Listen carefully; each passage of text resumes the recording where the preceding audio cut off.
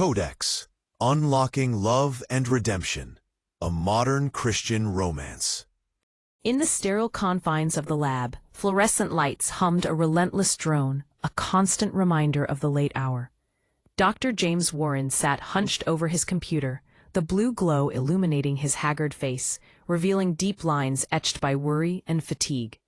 Empty coffee cups surrounded him, standing like silent witnesses to his desperation.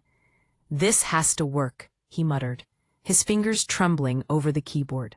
7 years of research can't end like this. Suddenly, the door whispered open, and April Tyler stepped into the lab, her dark hair pulled back in a neat ponytail. Concern filled her delicate features as she approached him. "James, it's 2 a.m. You need to sleep." James remained focused on the screen, the weight of his ambition drowning out her concern. "I need results, April. The grant committee meets in 48 hours. April moved closer, placing a gentle hand on his shoulder, her touch a lifeline. For 7 years, she had been his rock. First as a research assistant, gradually becoming something more, something deeper. She believed in his vision. Project CodeX was meant to revolutionize genetic medicine, a beacon of hope for millions in need. "We'll get through this," she reassured him softly. Together. As James finally turned to meet her gaze, something in his eyes made her breath catch. It wasn't love she saw there, but a fierce hunger, a relentless ambition that had consumed everything else in his life. "Actually," he said slowly, a hint of excitement lacing his voice, "I need to show you something." April followed him through the pristine corridors, the air thick with the scent of antiseptic. They walked in silence, accompanied only by the echo of their footsteps and the low hum of machinery that sustained countless experiments.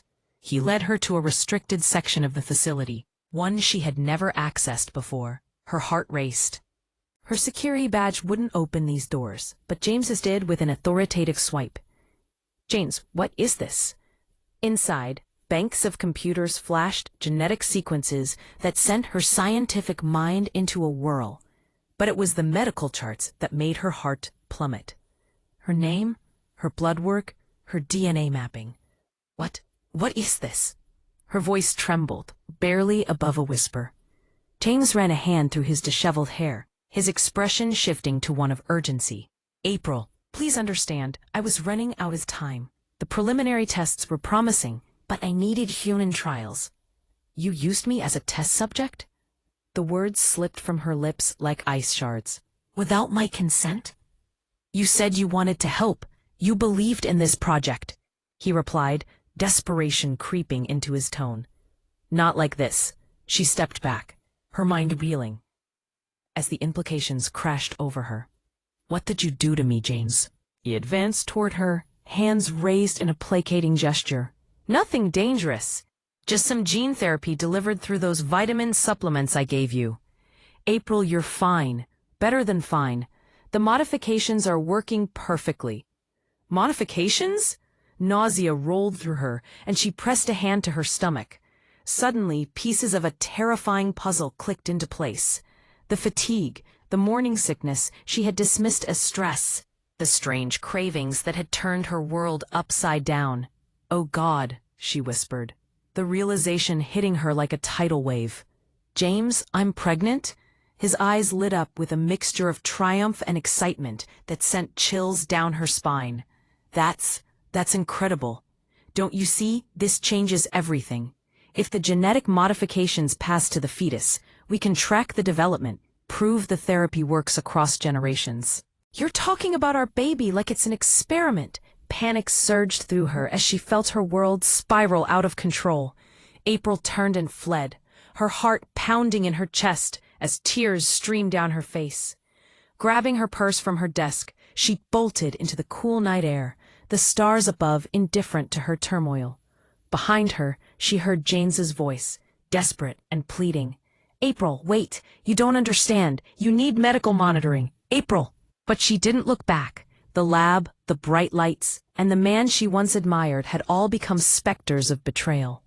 With every step she took into the darkness, the weight of her pain, anger, and uncertainty settled like a heavy cloak around her shoulders. and in that moment she knew she had to reclaim her life, even if it meant facing the unknown alone.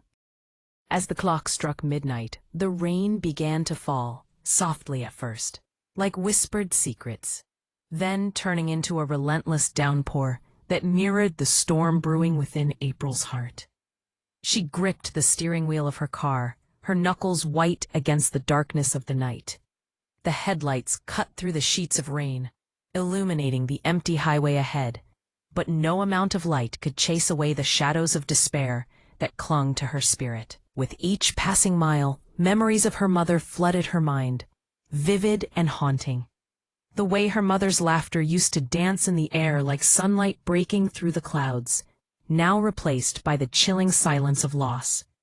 It had been 5 years since cancer had stolen that laughter, and since then, April had buried her faith along with it, seeking solace in logic and reason, her heart locked away in a grave of skepticism. Desperation drove her to a rest stop, the lone car in the dimly lit parking lot. As she stepped out, the rain mingled with the tears cascading down her cheeks, each drop a testament to her loneliness. "God," she sobbed, her voice cracking under the weight of her anguish. "If you're there, if you're listening, I need help. I don't know where to go. I don't know what to do." It felt foreign, this act of prayer, after years of silence. She had not uttered such words since her mother's funeral, where Dr. Liza Morgan had spoken of hope and a God who never abandoned his children. April had scoffed then, turning her back on faith, until now, when the memory surfaced like a flickering candle in the darkness. Asheville, North Carolina, she murmured to herself, pulling up the GPS. The destination blinked on the screen, 6 hours away. With a resolve she hadn't felt in years, she started the car, the engine's roar cutting through the night, guiding her toward a glimmer of sanctuary. Meanwhile, Dr. Liza Morgan had just finished her morning devotions when the doorbell rang, shattering the tranquility of her home. She opened the door to find a ghostly figure standing on her porch, pale, trembling, and filled with an urgency that tugged at Liza's maternal instincts. "April? April Tyler?" she asked, barely recognizing the young woman before her. "Dr. Morgan, I didn't know where else to go," April stammered, her voice laced with vulnerability. Without hesitation, Liza ushered her inside, wrapping her in warmth and compassion, offering hot tea and the comfort of a blanket. As the steam rose from the mug, so too did April's heartache, spilling forth in a torrent of words. Liza listened intently, her heart heavy with empathy, her medical training battling the righteous anger at the injustices April had faced. "You did the right thing coming here," Liza reassured her, her voice steady. "First, we get you checked out medically. Then we pray and figure out our next steps." April's shoulders slumped in doubt. "I don't know if I believe in prayer anymore." "That's okay, honey. I'll believe for both of us right now. God never stopped believing in you," Liza said, her warmth enveloping April like a healing balm. The examination revealed the truth April had dreaded. She was 3 months pregnant. But as Liza turned the ultrasound screen toward her, a new reality dawned. "April, sweetheart, you're having twins." Staring at the tiny forms flickering to life on the monitor, April's heart swelled with a rush of conflicting emotions. "Twins?" she whispered, tears of fear transforming into tears of hope. In that moment, she felt the stirrings of maternal instinct ignite within her. Despite the turmoil, these children were innocent, a gift perhaps, waiting to be embraced. "I'll protect them," she vowed, her voice steadier now. "I won't let him use them. We'll protect them," Liza corrected gently, her hand squeezing April's. "You're not alone anymore." Meanwhile, across town, James Warren's world was unraveling. Just moments ago, he had been dreaming of groundbreaking discoveries and the accolades they would bring. Now, the grant committee had denied his funding, and his research director's cold words echoed in his mind. With his project on the brink of collapse, he was left with a gnawing desperation. "Where is your test subject?" she had demanded, and he had no answer. He had sacrificed everything for this, his ethics, his relationship with April, his very soul. But he couldn't let it end like this. In a moment of reckless abandon, he scoured April's file, the genetic markers whispering promises of potential. As the rain continued to fall outside, it became clear to him. If she was pregnant, if the modifications had passed to the child, he would do whatever it took to reclaim his ambitions. With resolve hardening in his chest, he made a choice that would haunt him forever. He hired a private investigator. And so the hunt began, a collision of lives, faith, and desperation, spiraling toward an uncertain destiny. In the quaint town of Asheville, 6 months slipped by like the gentle ebb and flow of a serene river, cradling April in its calm embrace. The sun filtered through the sheer curtains of Liza's cozy home, casting warm golden rays that danced across the wooden floor.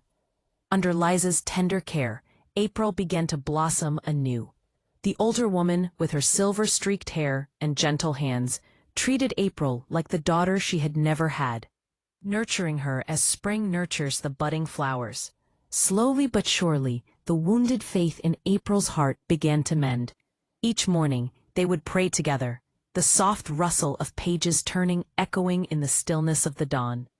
Liza read scripture aloud, the words washing over April like cool water on sunburned skin. The Psalms whispered comfort to her broken heart. The Proverbs offered nuggets of wisdom, and the Gospels unveiled a Jesus she had never truly known, one who loved radically, embraced the broken, and offered grace instead of judgment. "I think I'm starting to understand," April said one evening, her hands resting protectively on her swollen belly.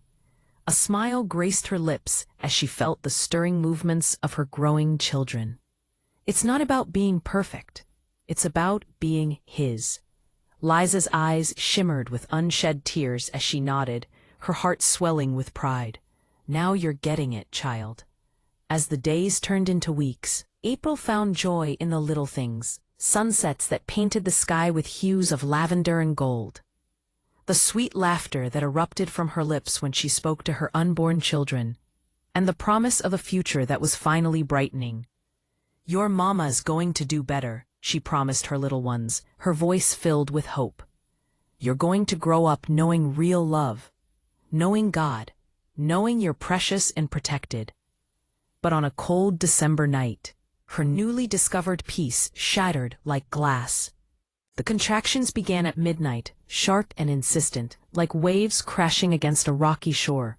Liza, with an aura of serene authority, moved with practiced efficiency, preparing for the home birth they had carefully planned. April had resolutely refused to go to a hospital. Too easy to track, too many records. "You're doing beautifully," Liza encouraged, her voice a soothing balm against the waves of pain. "Breathe through it. That's it." Hours passed in a blur of pain.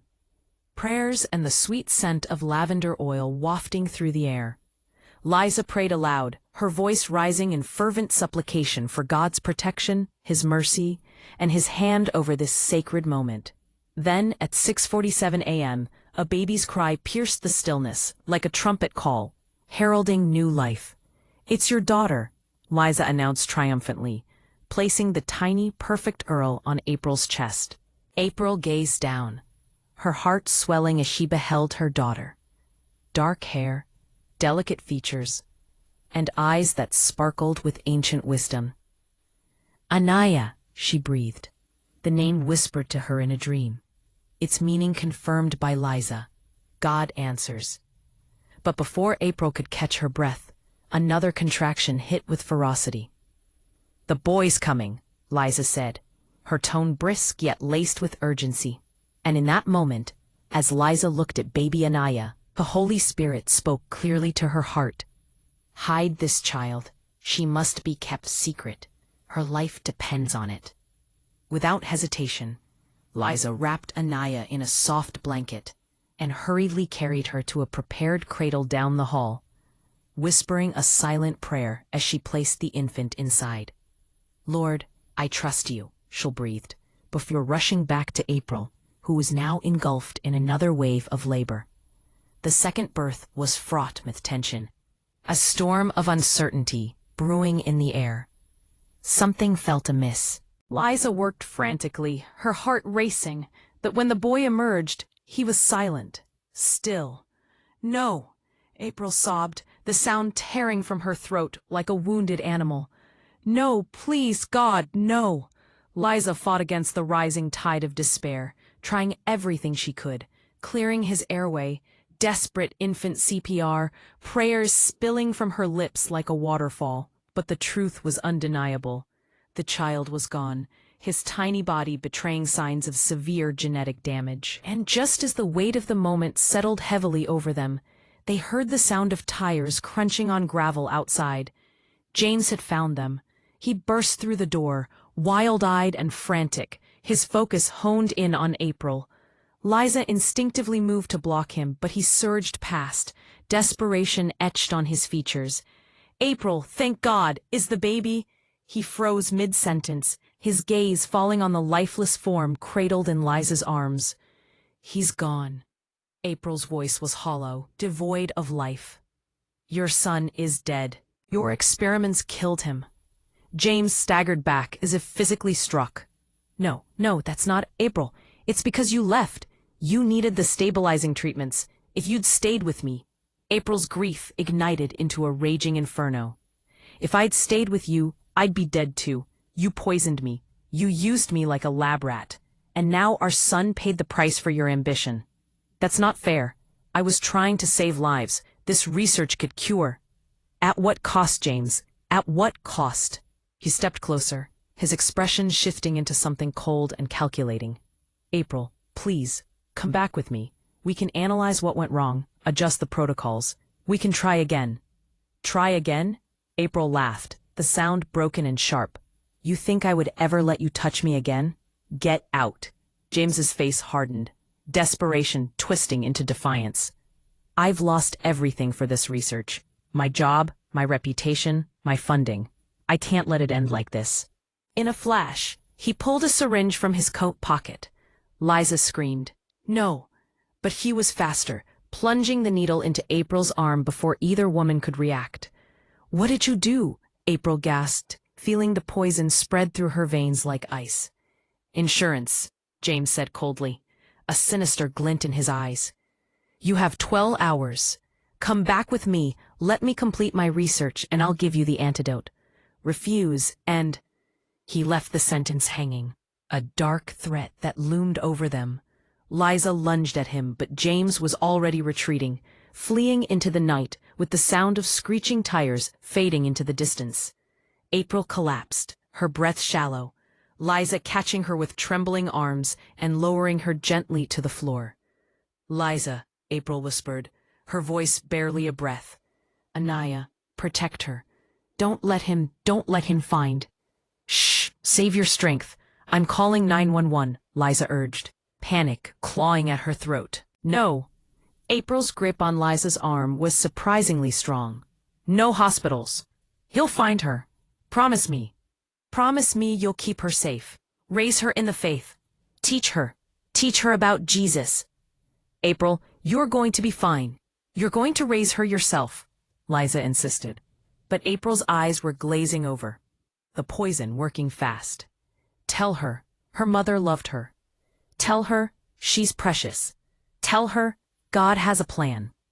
And with those final words, April Tyler slipped away, her last breath a whispered prayer for the daughter she would never hold. In the silence that followed, Liza sat cradling April's lifeless body, her heart shattering into a million irretrievable pieces. She wept for this young woman whose life had been stolen, for the innocence betrayed, for the evil that men unleash when they dare to play God. Then, from the bedroom down the hall, a fragile cry pierced the silence. Baby Anaiah was awake. With gentle hands, Liza laid April down and hurried to the cradle. As she picked up the tiny girl, Anaiah quieted immediately in her arms, a sense of calm enveloping them both. "Oh, little one," Liza whispered, her heart swelling with fierce protectiveness. "The road ahead will be hard, but I promise you, before the God I serve, I will protect you, I will love you, and I will teach you to be strong in the Lord and in the power of His might." Looking down at Anaiah's perfect face, Liza felt an unshakable certainty settle within her. This child was special, Her very DNA was woven with purpose and providence. God had a plan for Anaiah Tyler, and Liza Morgan vowed to devote her life to ensuring that plan flourished. With steely resolve, Liza called the police, reporting April's death and James Warren's violent attack. But when it came to baby Anaiah, she held her secret close. As far as any official record showed, April Tyler had given birth to one child, a stillborn son. Anaiah was a ghost, a hidden treasure, a promise waiting to be fulfilled. Part 2: Years of Hiding. 18 years had passed since Anaiah Morgan had first drawn breath, and in those years, love and protection cloaked her like a warm blanket. Unbeknownst to her, a target had been placed upon her back, a fact that would shatter her innocence. Anaiah was extraordinary, a brilliant spark of intellect inherited from her father, compassion flowing from her mother, and a steadfast faith nurtured by Liza, the only mother she had ever known. At 18, she found herself immersed in the world of biochemistry at the University of North Carolina, dreaming of following in Dr. Morgan's renowned footsteps. "Mom, I'm heading to the library," Anaiah called out, her heart pounding with excitement as she grabbed her scuffed leather backpack, a testament to her studious nature. Liza emerged from the kitchen, her brow furrowed with a mixture of pride and concern. At 65, the years had etched deep lines across her aging face, each telling a story of vigilance and love. "Take your phone. Call me when you get there and when you leave," Liza insisted, her voice tinged with urgency. "Mom, I'm 18, not 8. Anaiah laughed softly, a gentle tease as she understood the worry that gripped her mother's heart. The unspoken fears lingered like shadows in the corners of their home. "Humor an old woman," Liza replied, a fond smile breaking through her concern. With a quick kiss on her mother's cheek, Anaiah whispered, "I will. Love you." "Love you more, baby girl," Liza called after her. But as Anaiah drove away in her modest sedan, Liza's smile faded, replaced by the weight of unspoken dread. She pulled out a burner phone, hidden away for emergencies, her hands trembling as she checked for messages.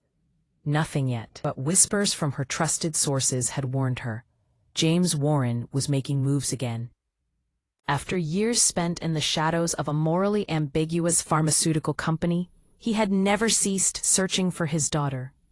Little did he know that the true key to his ambitions lay in a daughter he had yet to discover. Others were piecing together the puzzle as well. Foreign governments, bioterrorism organizations, and even dark corners of the U.S. intelligence community eyed Anaiah's unique genetics, seeing not a cure, but a weapon. Liza had safeguarded her for 18 long years, but the sands of time were slipping away. Desperation ignited within Liza as she dialed a number she had saved for emergencies, her heart racing. "Braden," she spoke into the voicemail, her voice thick with emotion. "It's Mom. I know we haven't spoken since you were 18, and I know you're angry with me. But I need you. It's life or death. Please, come home." With a heavy heart, she hung up, praying that her estranged son would heed her call. Meanwhile, Special Forces Agent Braden E. Fisher was a legend within military circles, a man of few words and many scars. At 35, he had completed more classified missions than most of his peers combined, each one etching his reputation further into the annals of fearsome operators. Known as the Reaper, his specialty lay in extraction and protection, yet the man behind the legend was utterly alone. The abandonment by his mother when he was 18 had forged a wall around his heart, making trust an impossible feat. Braden stood in a briefing room at Fort Bragg, listening to mission parameters being outlined, when an unknown number flashed on his phone. He dismissed it, focusing on the task at hand until it rang again, insistent and unyielding. Finally, his commanding officer raised an eyebrow and nodded. "You need to take that, Fisher?" With clipped professionalism, he stepped outside, answering, "Fisher." "Braden, it's Mom." The voice from his past froze him. 18 years of silence shattered like glass. "I have nothing to say to you," he replied coldly, a lifetime of hurt boiling beneath the surface. "Please don't hang up. I know I hurt you, but I need you. There's a girl in danger.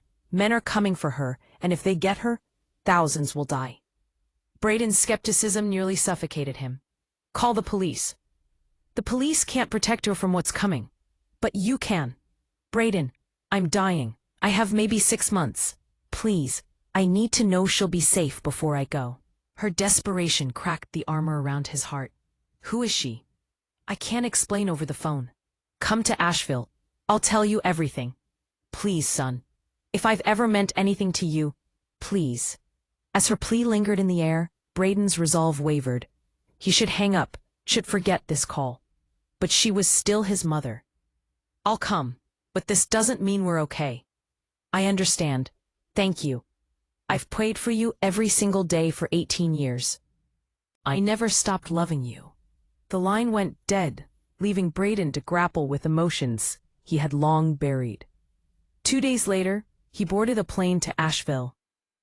As night settled, Anaiah returned home from the library, humming a worship song that echoed her joy.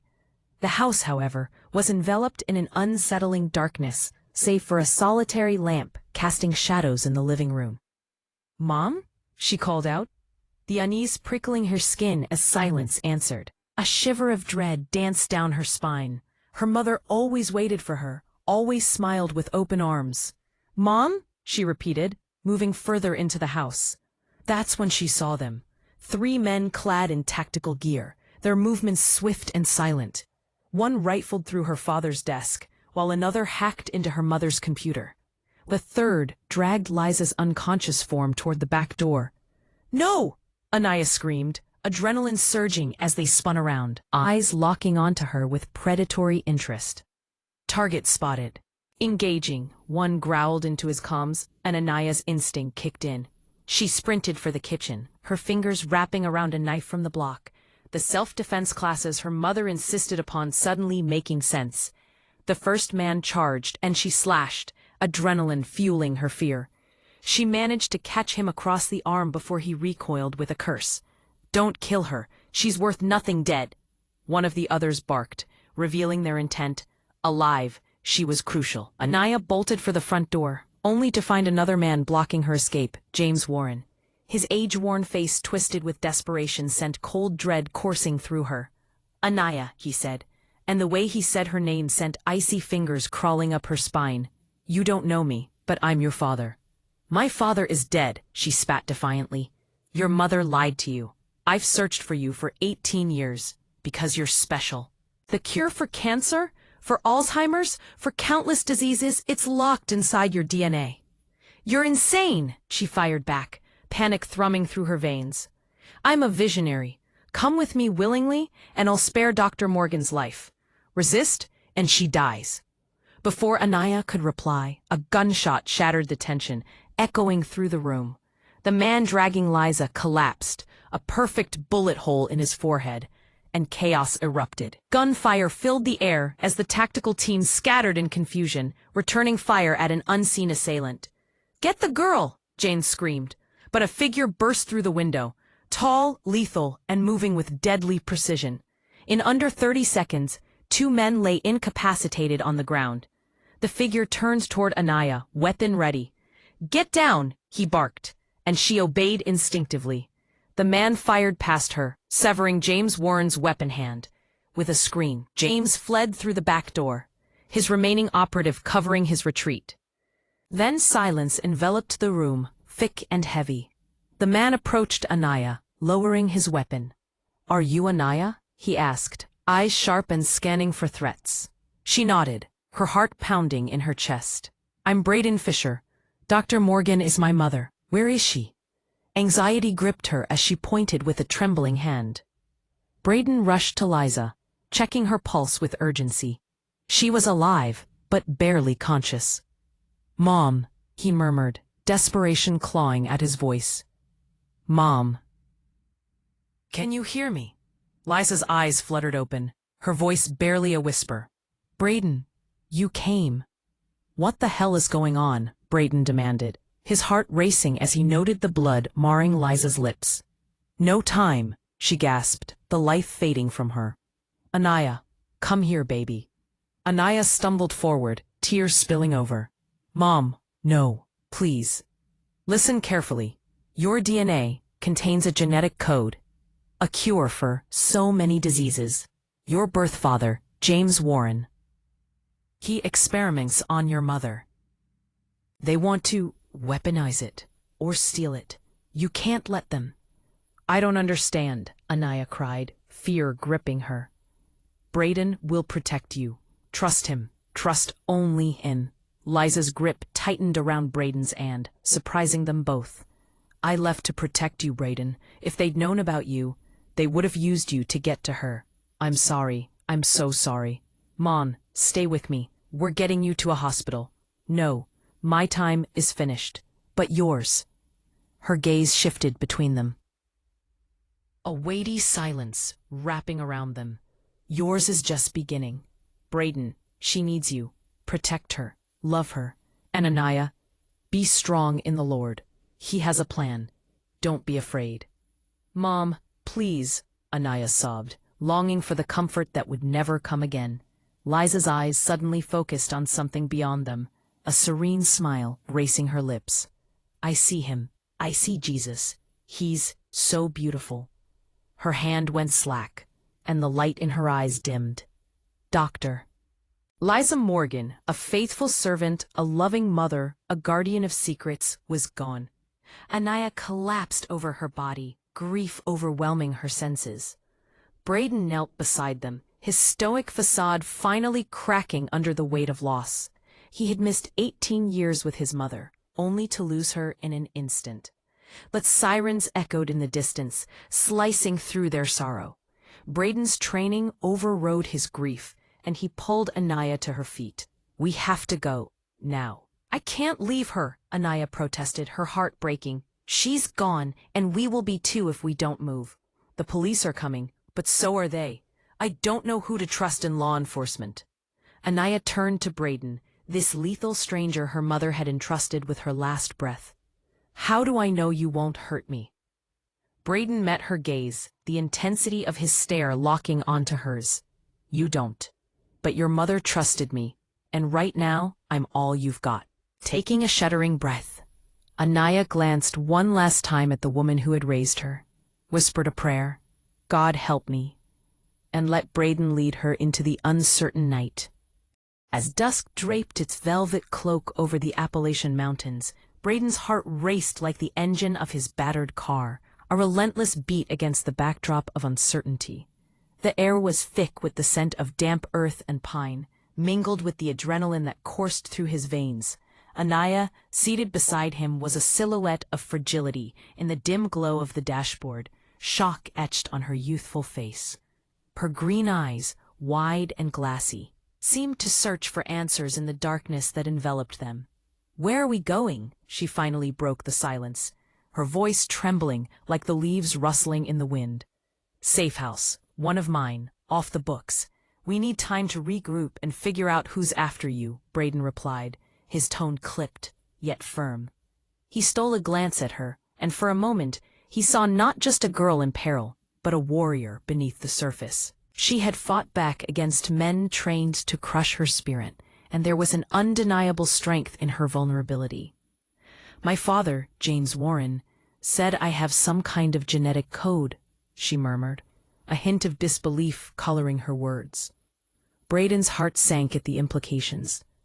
Tell me everything your mother told you about your past, he urged, knowing the weight of her story could reveal the key to their survival. Anaiah took a deep breath and began to unveil her life, one rich with love, but shadowed by a foreboding threat. She spoke of her idyllic childhood, shielded by her mother's fierce protection, of self-defense classes and the whispered warnings about her father. I thought she was just being overprotective, she finished, her voice cracking under the strain of her memories. I never imagined that you were the key to a genetic cure worth billions. Yeah, that'll put a target on your back, he interrupted, the gravity of her situation crashing down upon them. How are you so calm? She asked, her brow furrowing with confusion. I'm not, but panic gets you killed. Training keeps you alive. As they pulled up to the cabin, nestled like a secret in the heart of the mountains, its solitude echoed their desperate need for shelter. The air was crisp, filled with the sound of leaves crunching underfoot as Braden stepped out, scanning the perimeter with practiced precision. Inside, the cabin was sparse, yet functional, the faint smell of wood and earth grounding them. "You take the bedroom," he instructed, his authoritative presence a stark contrast to the chaos surrounding them. "I'll sleep out here." Anaiah lingered, absorbing the reality of her circumstances. Her protector's unwavering resolve was a beacon against the dark reality of her life. Tears slipped down her cheeks, and with each drop, the weight of her loss became more tangible. "Dr. Morgan is dead. My father tried to kidnap me, and apparently I'm some kind of medical miracle that people will kill for. How is this my life?" Braden's heart constricted at her pain, the memory of his mother's last words echoing in his mind. "Love her," he reminded himself. Slowly he approached and gently placed a hand on her shoulder. "Hey, you're going to survive this, I promise." "How do you know?" she whispered, her vulnerability hanging in the air. "Because I won't let you die. It's what I do. I protect people. And you're the last thing my mother asked of me." Anaiah looked up, hope flickering in her eyes. "She loved you. She talked about you sometimes. Said you were the bravest person she'd ever known." Braden clenched his jaw, memories of his mother's sacrifices flooding back with painful clarity. "She had a hell of a way of showing she cared. She said she left to protect you. Do you believe that?" she pressed, searching for sincerity in his weary gaze. "I don't know what I believe anymore," he confessed, feeling the walls around his heart begin to crack. Anaiah wiped away her tears. "She taught me to pray, to trust God, even when life doesn't make sense. Would you pray with me? For her?" Every instinct screamed to refuse. Braden had turned his back on faith long ago, but the sincerity in her eyes tugged at something buried deep within. Against his better judgment, he nodded. "Okay." They sat on the couch, her small hand enveloping his calloused one as she began to pray, her voice a tremulous whisper that filled the room with warmth and hope. "Dear Jesus, thank you for Dr. Morgan." As she spoke, Braden felt the icy grip of despair begin to thaw, replaced by an unexpected sense of purpose. When she opened her eyes, the fear that had once consumed her was diminished, if only slightly. "Thank you," she breathed, a fragile smile breaking through her sorrow. "Get some rest.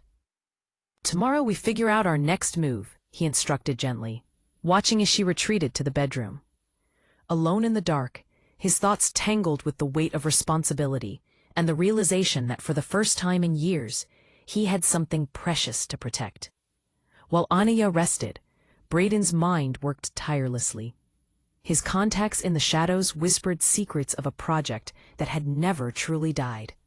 As he pieced together the truth, chills crept down his spine. Project CodeX had been sold to Helix Corporation, reaching into the very heart of genetic warfare.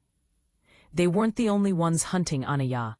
The Russian SVR and the Chinese MSS were also on her trail, each with sinister intentions for the genetic code that flowed through her veins. "We're not just running from one threat," he muttered, the weight of his discovery settling heavily on his chest. "We're running from all of them." Startled by a sound, he spun around, weapon drawn, only to find Anaiah standing silhouetted in the doorway, her oversized sweater a comforting reminder of her fragility. "Sorry," she said softly, her voice a mere whisper in the stillness. "Couldn't sleep." Lowering his weapon, he gestured for her to join him. "You should try. We move at dawn." She settled on the couch, curling into a ball of vulnerability. "Can I ask you something?" "Sure. Why did you really come?" "After 18 years of silence, what made you answer your mom's call?" Braden hesitated, the truth lodged in his throat. "Honestly, I don't know. Maybe I hoped for an explanation. Or maybe I just wanted to see her one more time." "I'm sorry you didn't get that time," Anaiah said gently, her empathy cutting through the fog of grief. "Yeah, me too." In the silence that followed, she looked at him, her gaze searching for understanding. "Do you believe in God?" He chuckled darkly. That's a loaded question. Dr. Morgan, your mom? She said faith was the only thing that got her through the hard years. But you seem like you've given up on it. Braden's defenses wavered as he looked into her eyes, so full of hope despite her shattered world. I've seen too much evil to believe in a good God. If he exists, he's either not powerful enough to stop the darkness, or he doesn't care enough to try. Anaiah met his gaze with unwavering conviction. Or maybe he gives us free will, and people choose evil. But that doesn't mean he's not there, fighting for us, sending people to help us. You think God sent me? He asked skeptically, a smile tugging at the corners of his lips despite himself. Your mom asked you to come, and you did. Just in time to save my life. What would you call it? Coincidence, he replied, though his heart lingered on the edge of belief. I call it providence, she said with a soft smile, one that warmed the chill in the air. He almost smiled back. You've got guts, I'll give you that. I learned from the best, she replied, her voice catching. I can't believe she's gone. Without hesitation, Braden moved closer, wrapping an arm around her shoulders. As she leaned into him, the weight of their shared grief seemed to lighten, a fragile bond forged in the face of danger. We'll get through this, he promised, his voice steady. And when it's over, we'll make sure the people responsible pay for what they did to her. Vengeance belongs to the Lord, she whispered softly, echoing the wisdom of her mother. Braden chuckled dryly. Yeah, well, sometimes the Lord uses special forces agents to deliver that vengeance. For the first time in what felt like an eternity, laughter, soft and broken, escaped her lips. And in that moment, he knew they would face whatever came next together. I think I'm going to like having you around, Braden Fisher. Don't get used to it. Once you're safe, I'm gone, he replied, but deep down, the thought of leaving her felt like a fading echo of his past. A past he was no longer sure he wanted to return to. As dawn broke, the soft golden light streamed through the window of the small cabin, illuminating the dust particles that danced lazily in the air. Anaiah stirred awake, the comforting aroma of freshly brewed coffee wafting through the room, a stark contrast to the cold grip of fear that had been her companion since the chaos began. She blinked against the morning light, her eyes landing on Braden, who was hunched over a table cluttered with maps, his brow furrowed in concentration. The rugged contours of his face and the taut muscles of his arms told stories of discipline and hard-won experience.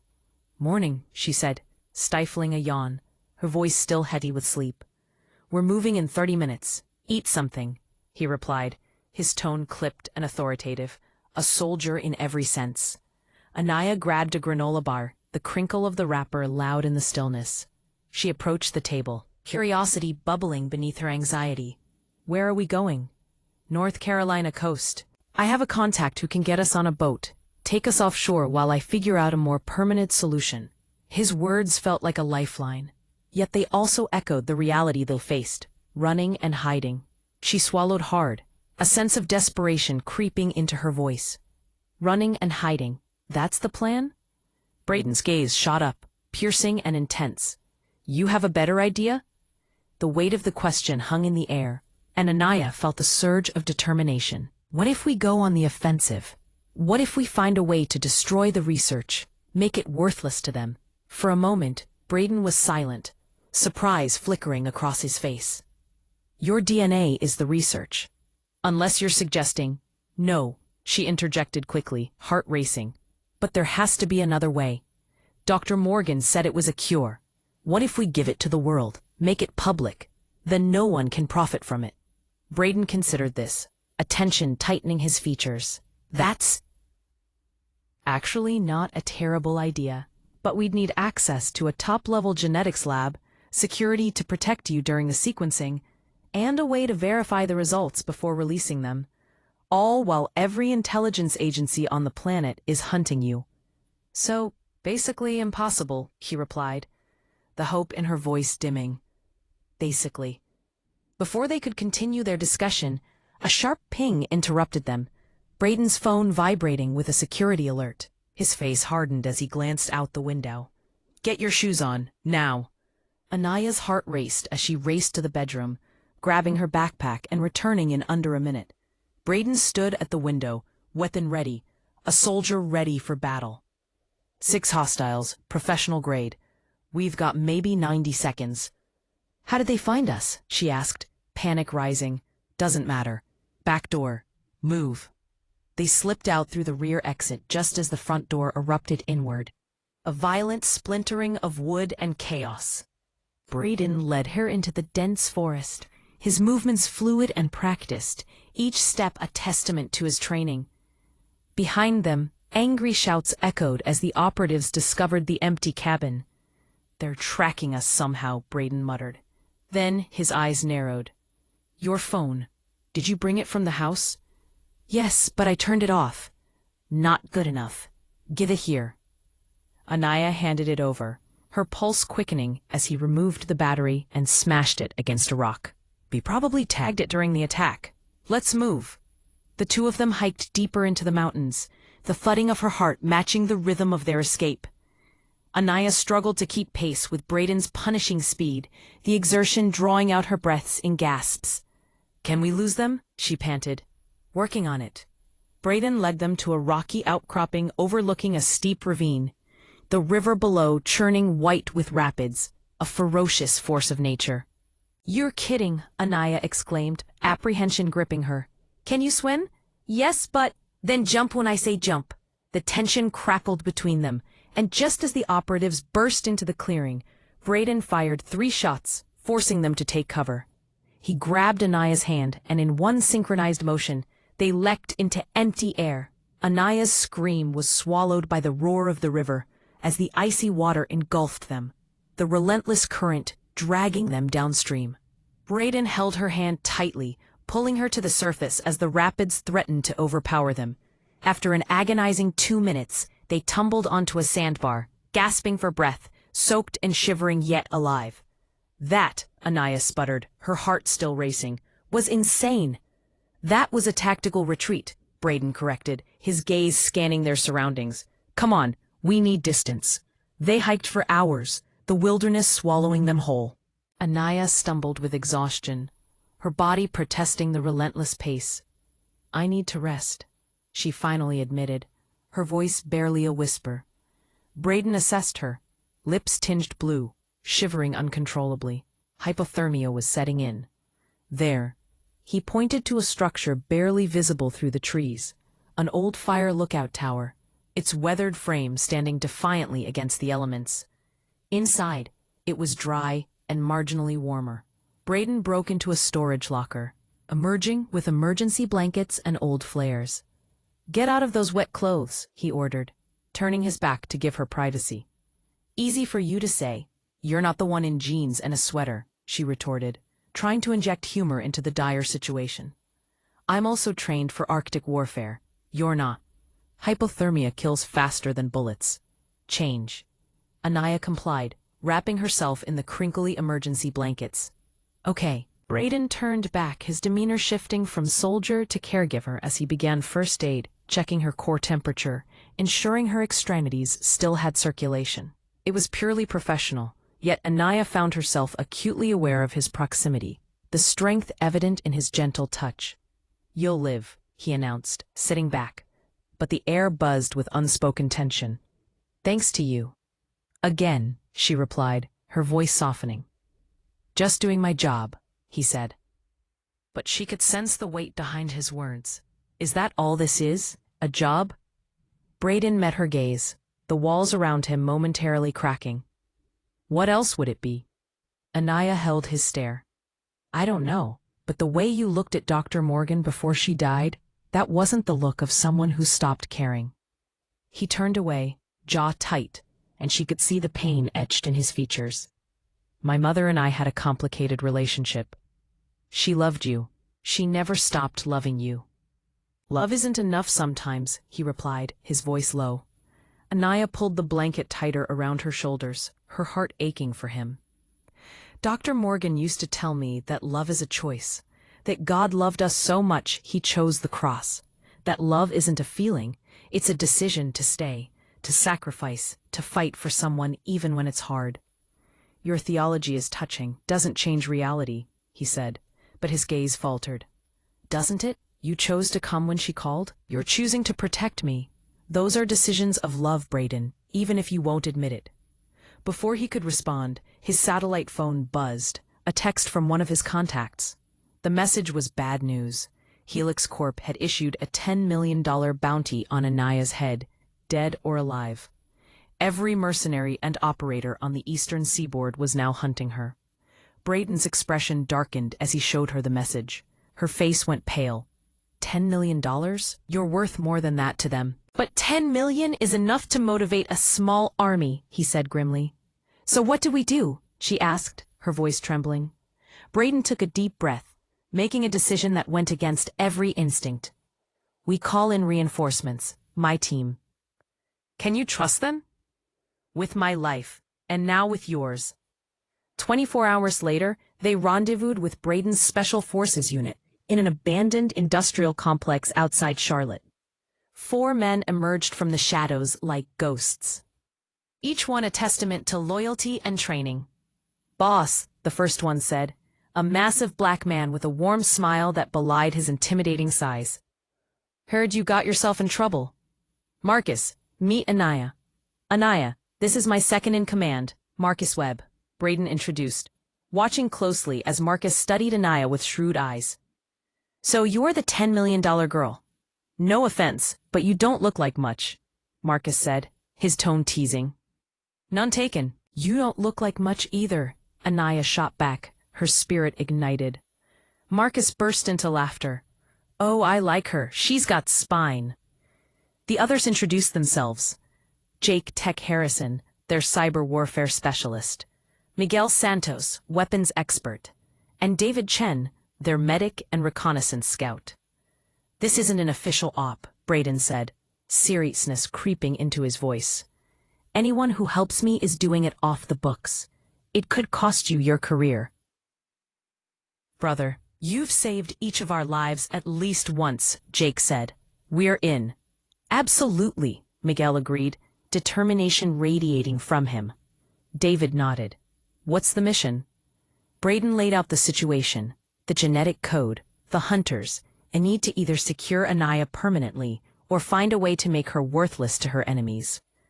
The girl had an idea about making the research public, Braden said.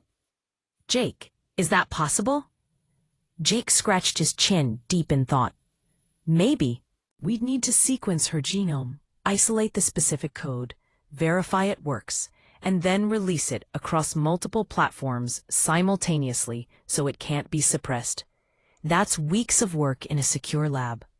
We don't have weeks, Braden replied, frustration lacing his voice. Then we'd need someone on the inside. Someone with access to a level 4 genetics facility who's willing to commit career suicide. Anaiah, feeling an ember of hope, spoke up quietly. What about Dr. Sarah Chen at the CDC? She was friends with Dr. Morgan. They worked together years ago. All eyes turned to her, their expressions a mixture of surprise and curiosity. Can you trust her? Braden asked, his gaze searching hers. Dr. Morgan could, and she told me if I was ever in trouble, Dr. Chen was safe. Braden looked at David. Any relation? My aunt, David replied, astonished. I didn't know she knew Dr. Morgan. Can you reach out to her? Feel her out? Braden asked, urgency threading through his words. I can try, David promised. Do it. Meanwhile, we need to keep Anaiah off the grid and alive. Marcus, I want a safe location secured.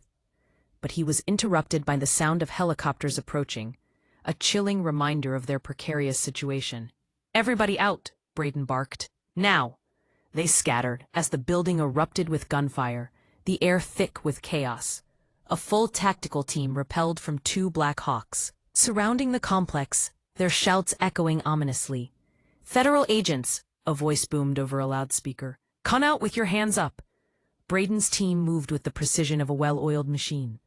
Marcus laid down suppressing fire while Jake hacked the building's security system, sealing doors behind them as they retreated.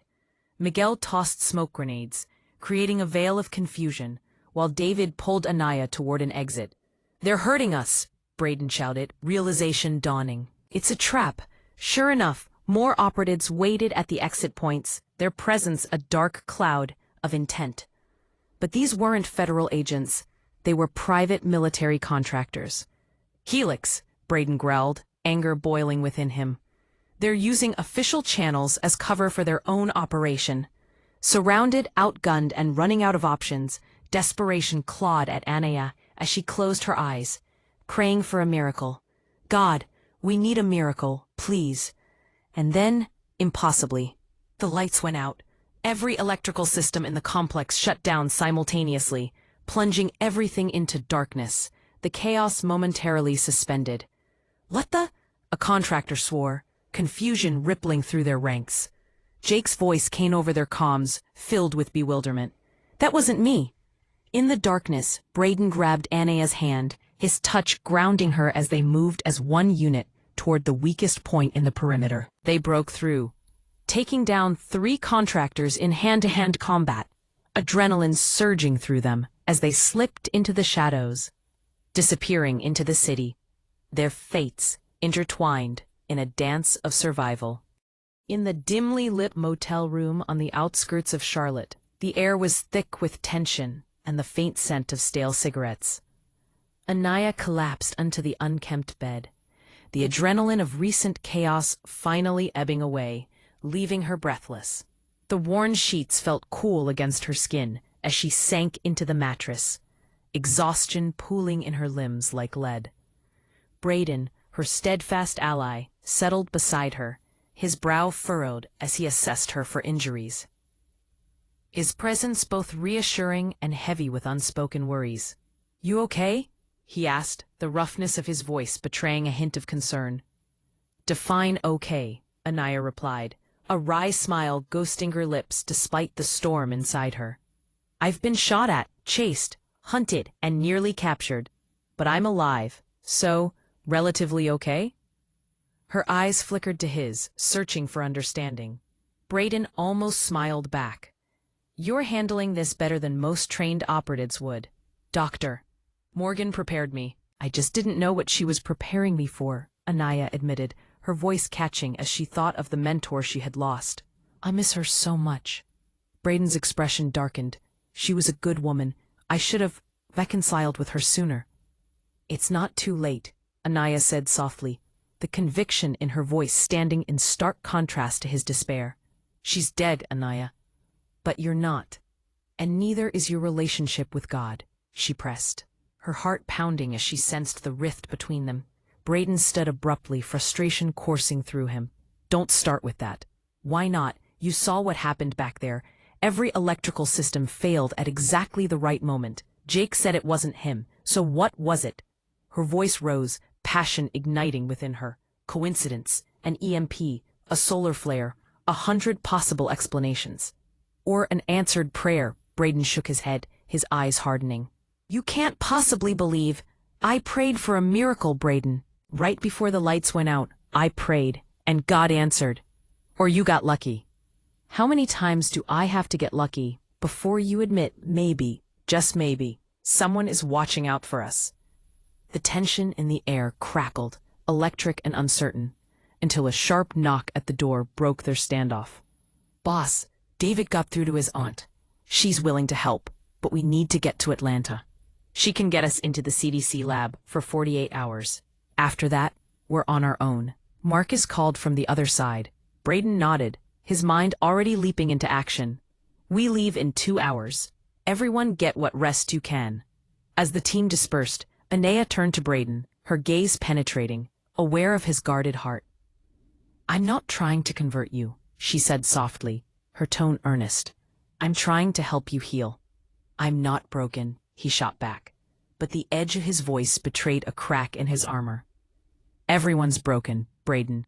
The question is whether we let God put us back together or keep trying to do it ourselves."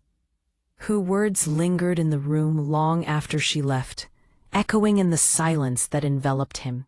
For the first time in years, Braden Fisher found himself wondering if perhaps, just perhaps, he had been wrong about everything.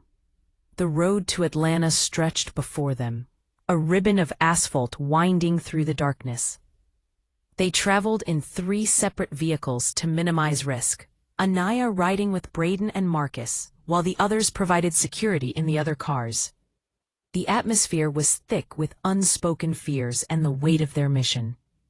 Then there was the time in Afghanistan, Marcus began, his voice lightening the mood.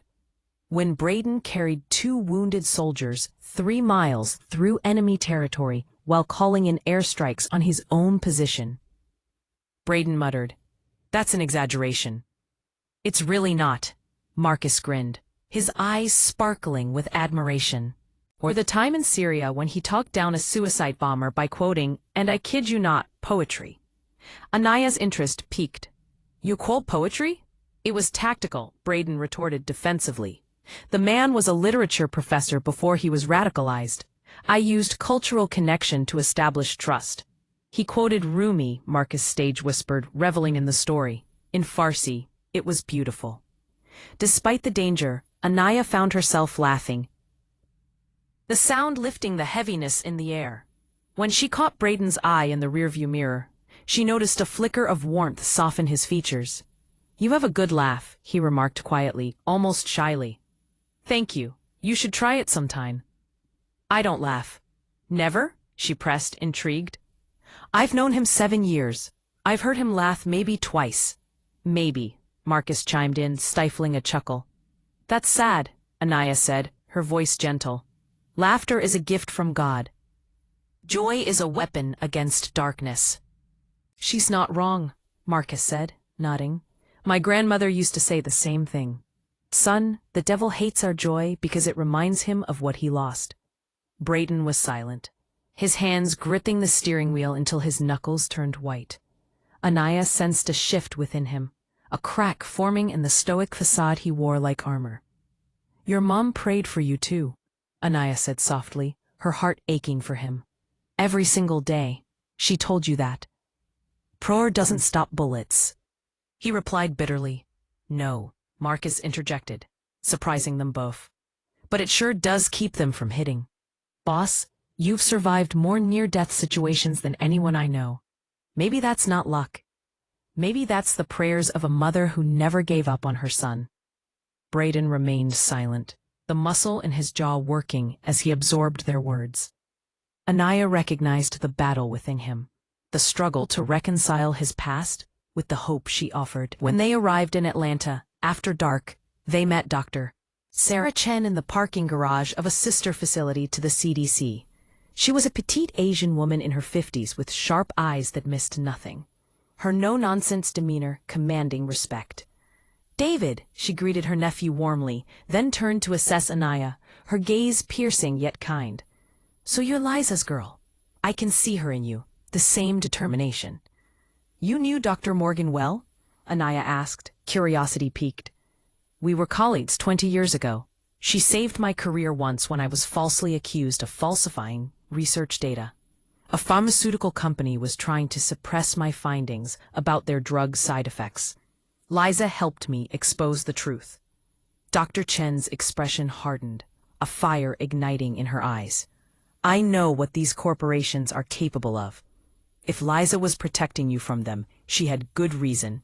She led them to a secure lab, isolated from prying eyes. I can give you 48 hours before anyone questions why this lab is in use. But I need to understand what we're looking for." Braden handed her a flash drive, his heart racing. "Everything we know about Project CodeX and the genetic modifications." Dr. Chen plugged it in, her eyes widening as she read. "This is revolutionary and terrifying. James Warren essentially created a living genetic key. The sequence in Anaiah's RNA could be adapted to repair virtually any genetic disorder. Can you isolate it?" Braden asked, his voice a mixture of hope and urgency. "Yes, but synthesizing it and proving it works will take time we don't have." "What if we just release her genetic sequence?" Anaiah suggested, her mind racing with possibilities. "Make it public. Then no one can profit from it exclusively." Dr. Chen shook her head.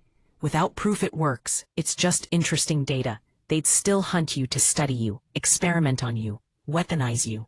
No, we need to do this right. We need to prove the cure, synthesize it, and release both the formula and the proof simultaneously."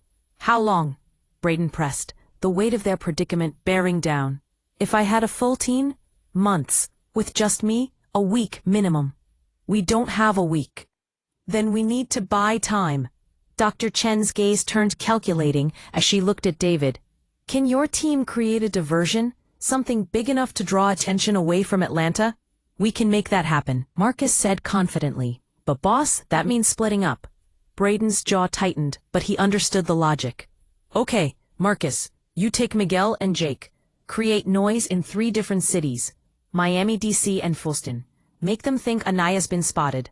David stays here for security. I stay with Anaiah. Protective detail? Marcus teased, a mischievous glint in his eye. Or personal interest? Shut up, Marcus. But Marcus only grinned wider, the camaraderie of their team momentarily lightening the dark cloud hanging over them. For the next 3 days, Anaiah essentially lived in the lab. Dr. Chen worked around the clock, with David and Braden rotating security shifts. Anaiah absorbed knowledge like a sponge, her admiration for the brilliant geneticist growing as she watched them work. On the second night, while Dr. Chen slept in a side room and David patrolled outside, Anaiah found herself alone with Braden. He was focused on reviewing security feeds, his face illuminated by the blue glow of multiple monitors. She approached, the smell of coffee wafting from the cup she brought him. Thanks, he said, accepting the cup, his gratitude genuine. You should rest. You've been awake for 36 hours, she suggested, concern etched on her features. I'm trained for it. Trained doesn't mean invincible, she countered, her eyes searching his. He finally looked at her, really looked at her, and Anaiah felt her breath hitch. Over the past few days, she had witnessed the man beneath the hardened exterior, his fierce loyalty, his hidden pain, the cracks in his armor. Can I ask you something personal? She ventured cautiously. You can ask. I may not answer. Why did you join the military? She asked, her voice soft but probing. Braden was quiet for a long moment, lost in thought. My mother left when I was 18. I was angry, hurt, lost. The military gave me purpose, direction, a place where my pain could be useful. And did it help? Did it heal you? She pressed gently. It made me strong, hard, effective. That's not the same as healed, she observed, her heart aching for him. No, he admitted, his voice thick with unspoken burdens. Anaiah moved closer, compelled by an impulse she didn't fully understand. Braden, your mom left to protect you. She explained that before she died. Can you forgive her? I don't know. She's not here for me to forgive. But God is, and you can't move forward while you're chained to the past, she urged, her sincerity shining through. Is this your subtle way of evangelizing me? He tried to sound dismissive, but there was no heat in his tone. Matey, is it working? She asked, a playful smile on her lips. I'm still listening, aren't I? He replied, his defenses lowering. She smiled brightly. Then, let me tell you what Dr. Morgan taught me. She said that faith isn't about having all the answers. It's about trusting that God does. It's about surrendering control and believing that even when life is painful, God is still good. That's a lot to ask. It is. But Braden, look at your life. Look at all the times you should have died but didn't. Look at how you showed up exactly when I needed you. Look at the miracle in that building when the lights went out. How many coincidences until you admit it's providence? Braden set down his coffee, turning to face her fully. What if I want to believe but can't? What if the things I've seen, the things I've done, put me too far beyond redemption? Anaiah reached out, taking his scarred hand in hers, strong, capable of both violence and protection. That's a lie the enemy whispers. The truth is that Jesus came for the broken, the lost, the ones who think they're too far gone. He came for you, Braden. He's been pursuing you your whole life. How do you know? He asked, vulnerability cracking through his tough exterior. Because he pursued me. And if he fought for someone as ordinary as me, he'll fight for anyone. Something in Braden shifted, cracked, under her unwavering gaze. I want to believe that. I do. But I'm afraid. Of what? she asked, her voice gentle. That if I surrender, if I let go of control, everything will fall apart. Or maybe, Anaiah said softly, everything will finally come together. In that moment, the air between them intensified, charged with an energy neither could ignore. Neither knew who moved first, but suddenly they were closer, his hand cupping her cheek, her breath mingling with his. This is a bad idea, Braden murmured, his eyes searching hers for a hint of hesitation. Probably, she admitted, her heart racing. You're under my protection. This is unprofessional. Very unprofessional, she teased, emboldened by the moment. And yet, he whispered, leaning in, sealing the unspoken promise with a tender kiss. It started gentle, a question wrapped in warmth. But as Anaiah leaned into him, feeling the strength beneath his scars, the kiss deepened, igniting a yearning that had been buried too long. When they finally broke apart, both were breathing hard, hearts racing. That was, Anaiah began, searching for the right words amidst the chaos. On the stake, Braden offered, his brow furrowing. I was going to say inevitable, she replied, a smile breaking through her nerves. He laughed, a rich sound that broke through the lingering tension, filling the room with warmth. You're something else, Anaiah Tyler. Is that a good something or a bad something? She asked, her heart fluttering.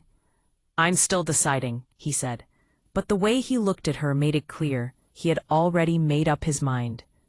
Just as the moment solidified, alarms blared through the facility, shattering their world into chaos.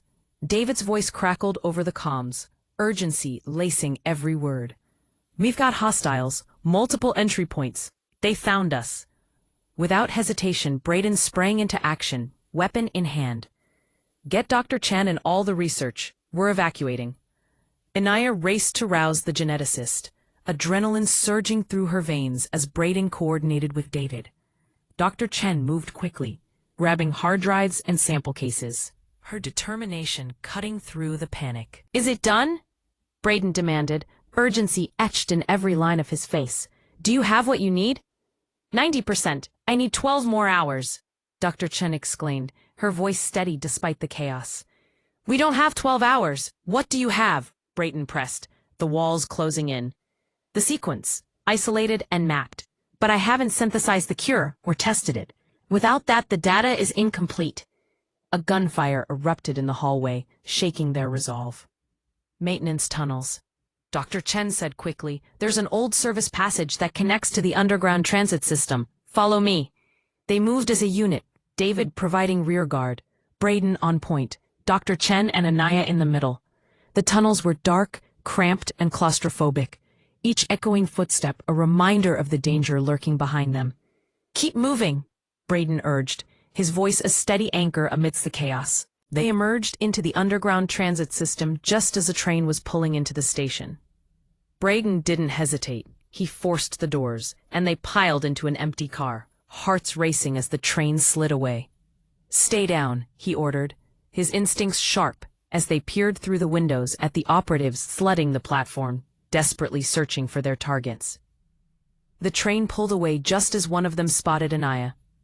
The operative raised his weapon, but they were already moving, disappearing into the safety of the tunnel. That was close, Dr. Chen breathed, her voice shaky but determined. Too close, Braden agreed, his mind racing with next steps. They're not giving up. We need to finish this now. I need a lab, she declared, urgency in her eyes. Then we'll get you one. David, contact Marcus. We need options. The fight for survival continued, the stakes rising with each passing moment. In the depths of uncertainty, hope flickered, fueled by the bonds formed in the crucible of shared trials. Braden, Anaiah, and their team had walked through darkness together, and as they hurtled toward an uncertain future, they clung to faith, each other, and the possibility of redemption waiting just beyond the horizon. Amidst the labyrinth of back streets and alleyways of Atlanta, David and Anaiah took refuge in the shadows, their breaths ragged from the chase. They had ridden in stolen cars, weaving through the city's pulse, trying to elude the corporate hunters on their trail. Just as the weight of despair began to settle over them like a suffocating fog, the shrill ring of David's phone cut through the tension. Marcus was on the line, and his words were laced with urgency. "Boss, I found someone who might help. Dr. Emmanuel Okafor. He runs a private research facility outside Atlanta. Former NIH scientist who got disillusioned with government bureaucracy. Word is he's sympathetic to people fighting corporate corruption." Braden, leaning against the car, felt a flicker of hope igniting within him. "Can we trust him?" "My source vouches for him. And boss, he's a Christian, strong believer."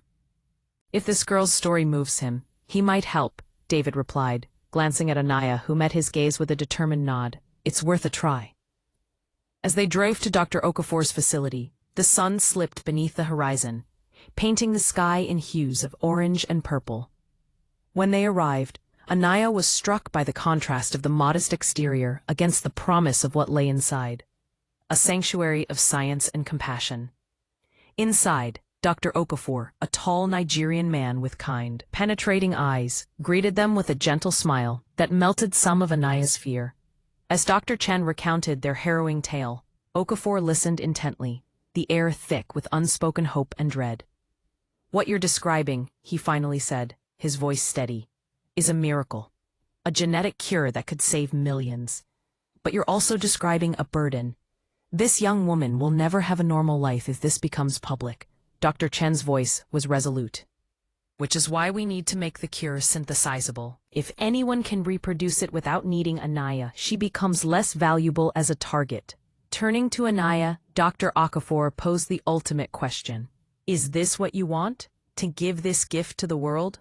Her heart raced, the weight of his words flooding over her. "Dr. Morgan raised me to believe that our gifts aren't for ourselves, they're for serving others. If my genetic code can help people, then yes, that's what I want." Dr. Okafor's expression softened further. "Even knowing the cost?" "Even then," she affirmed, steely determination glimmering in her eyes. With a smile, Dr. Okafor responded, "Then we have work to do. Dr. Chen, I'll open my lab to you. We'll finish this together." As the two scientists dived into their work, Dr. Okafor took Anaiah aside, his voice low and sincere. "I need to tell you something. This gift you carry, it's not random. God doesn't make mistakes. He knit you together in your mother's womb. And he put this code in your DNA for a purpose." Anaiah's eyes glistened, a torrent of emotions battling within her. "I've been trying to understand why. Why me? Why this burden? Perhaps the better question is, who else? Who else has the faith to steward this gift properly? Who else has the courage to sacrifice their comfort for others? Who else has been prepared their entire life for exactly this moment?" Tears threatened to spill over as Anaiah whispered, "I'm scared." "Of course you are. But perfect love casts out fear. And God loves you perfectly, child. Trust him. He's brought you this far. He'll see you through to the end." They prayed together, and as the words flowed around them like a warm embrace, Anaiah felt a peace settle over her spirit. Whatever came next, she wasn't walking through it alone. On the roof of the facility, under the vast night sky, Braden found Anaiah gazing at the stars, her heart laid bare in the cosmos. "You shouldn't be out here alone," he cautioned gently. "I'm not alone. You're here," she replied, her eyes reflecting the starlight. He took a deep breath, the cool night air bracing him. "I owe you an apology."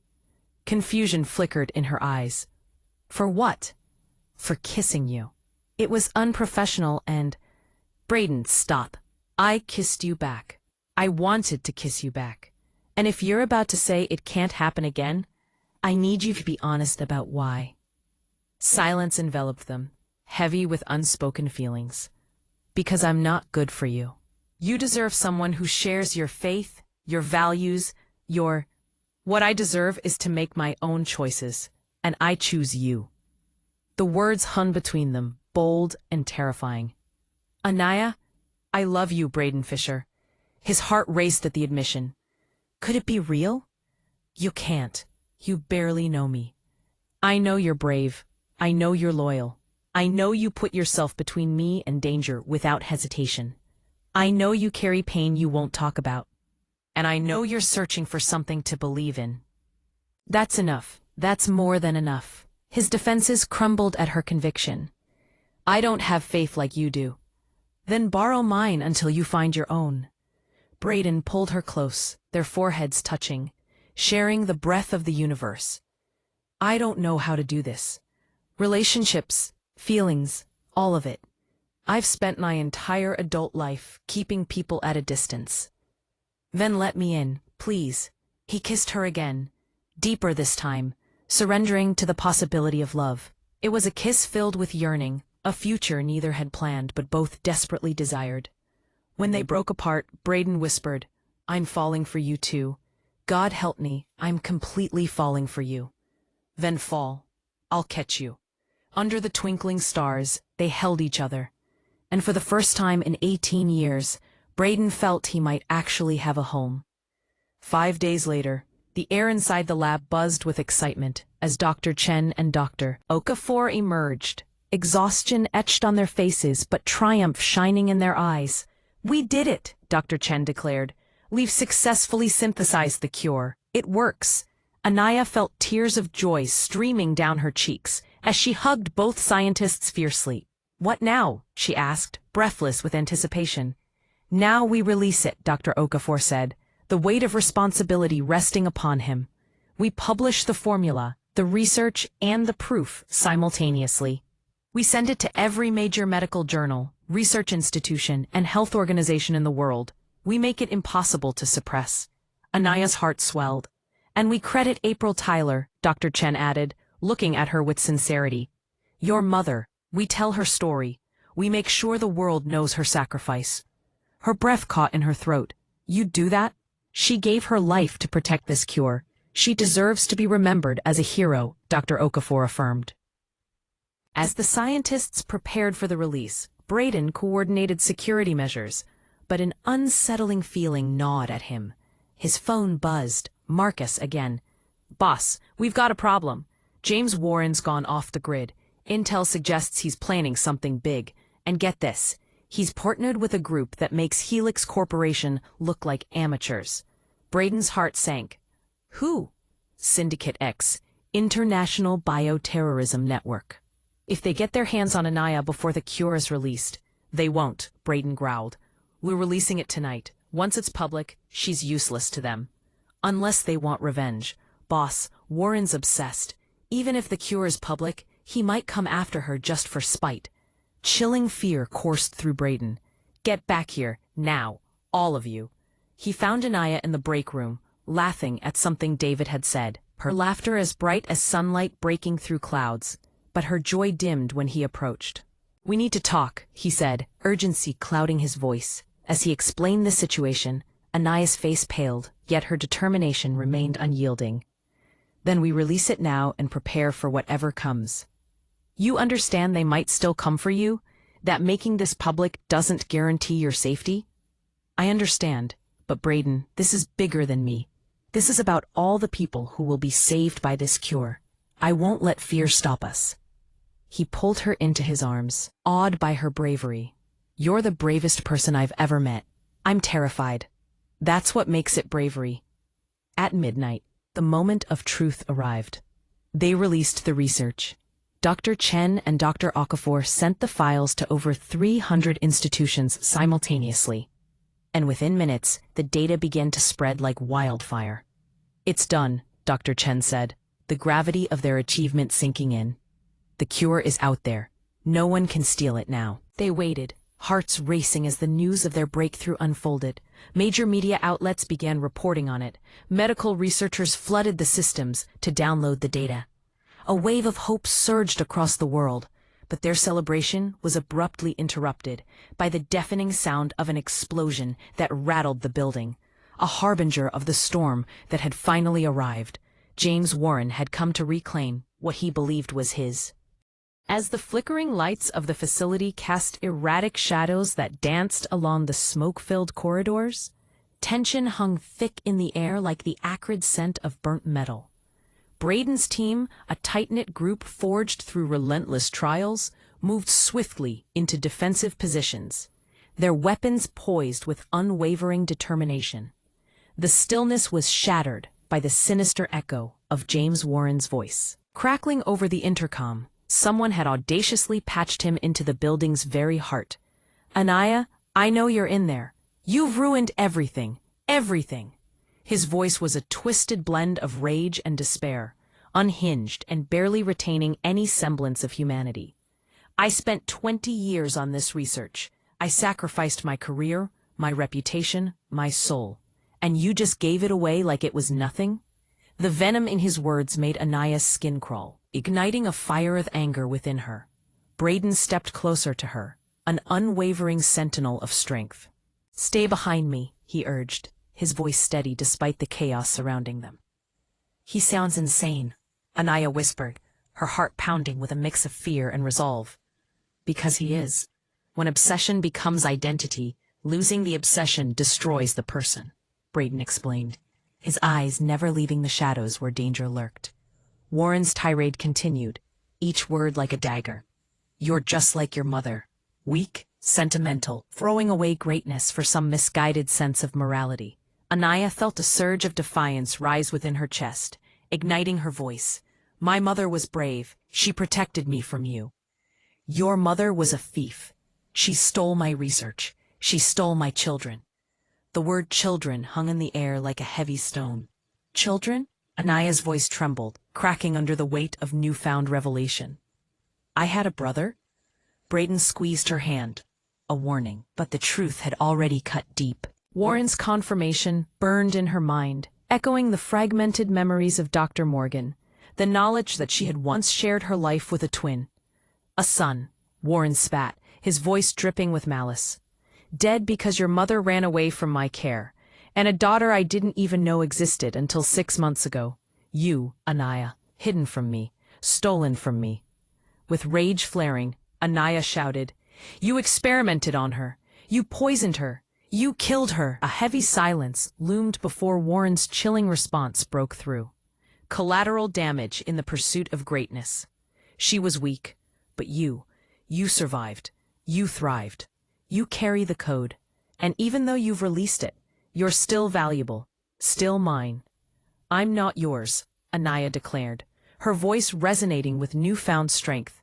"I'm God's child, and you have no power over me." The laugh that erupted from Warren was a broken symphony of madness, echoing through the corridors. "We'll see about that. I've brought friends, lots of friends, and they all want to study you, break you down into pieces, understand what makes you special. Release the cure or not, you're still one of a kind." The building shook violently, another explosion reverberating through the air, shattering the moment. Panic pierced through Braden's voice as he received a report. "Boss, we've got at least 30 hostiles, heavily armed. They're breaching from 3 sides." "Fall back to the lab," Braden ordered, his command slicing through the chaos. "We make our stand there." In an organized frenzy, the team retreated. David and Miguel covered their advance with calculated precision, while Jake, a digital wizard, worked furiously to lock down access points. Dr. Chen and Dr. Okafor had already fortified themselves within the lab, clutching backup copies of their precious research. "How long can we hold?" Anaiah pressed as they reached the lab, her heart racing. "Against 30 trained operators." Braden checked his ammunition, a grim reality settling in. "Not long enough." "Then what do we do?" she asked, determination hardening her resolve. Braden glanced at his team, then back to Anaiah, weighing the impossible choice before him. "We don't all have to survive. We just have to make sure you do." Her response was immediate and fierce. "No, we all survive or none of us do."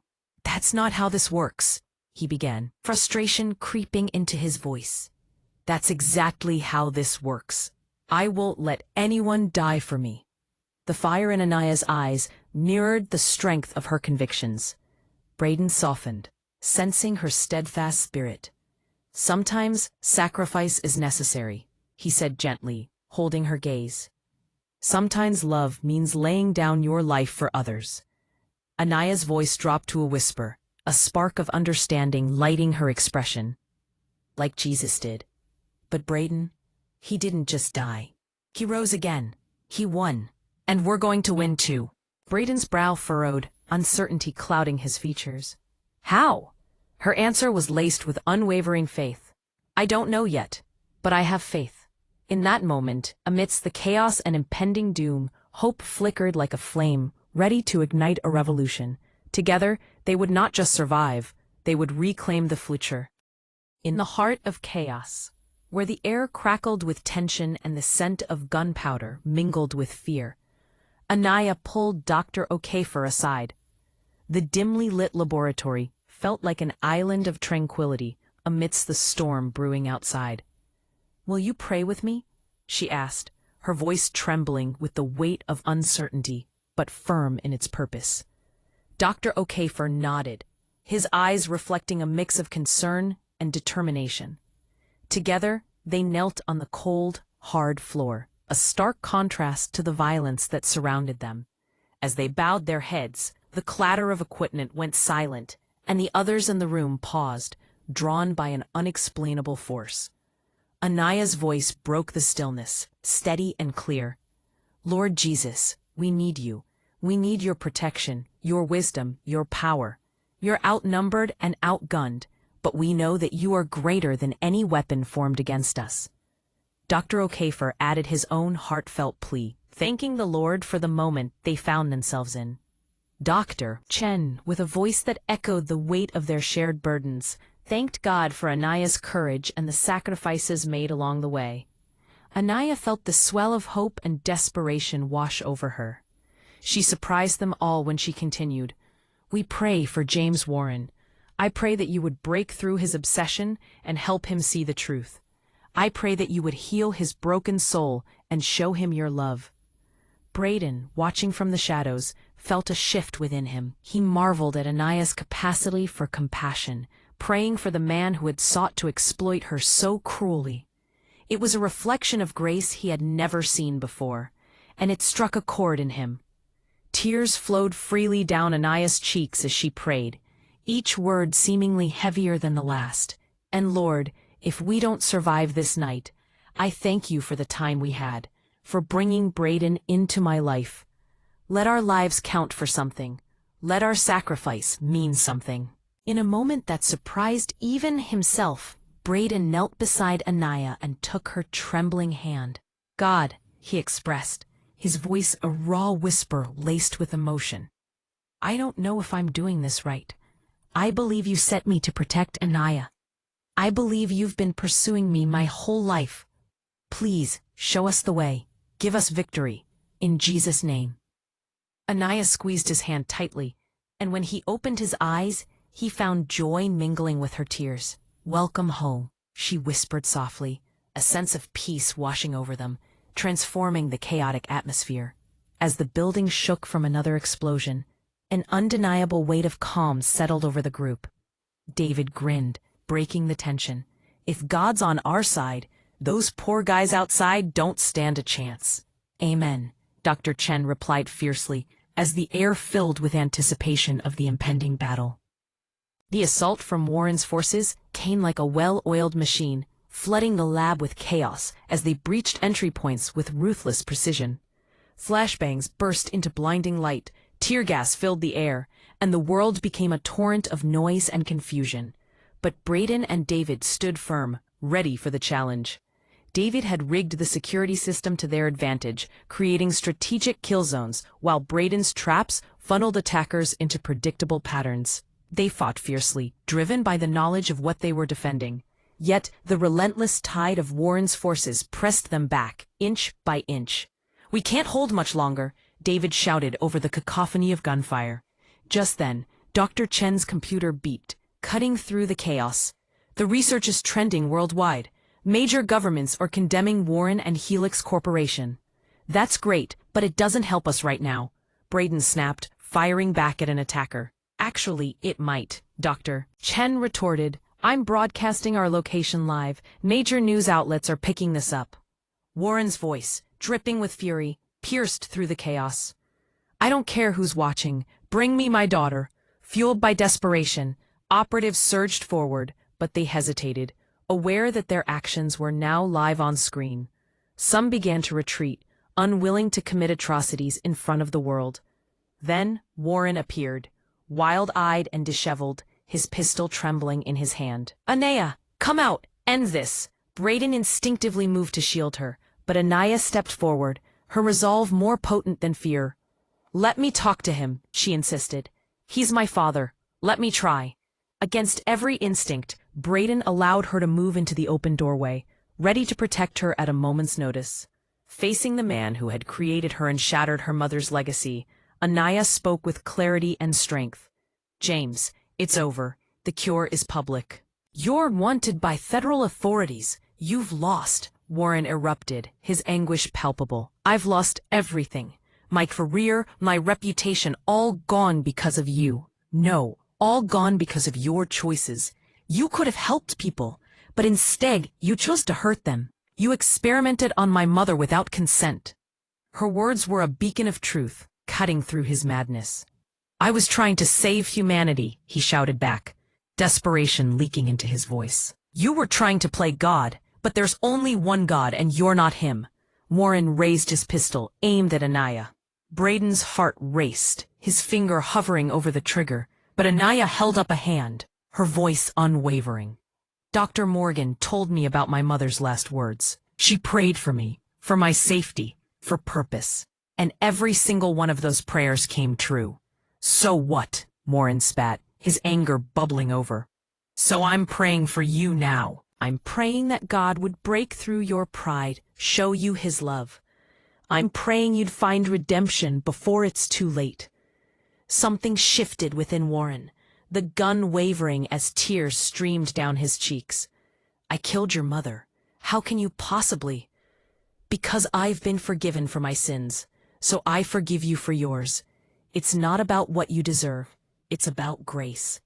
For a fleeting moment, it seemed Warren might surrender as the tension in the air thickened with possibility.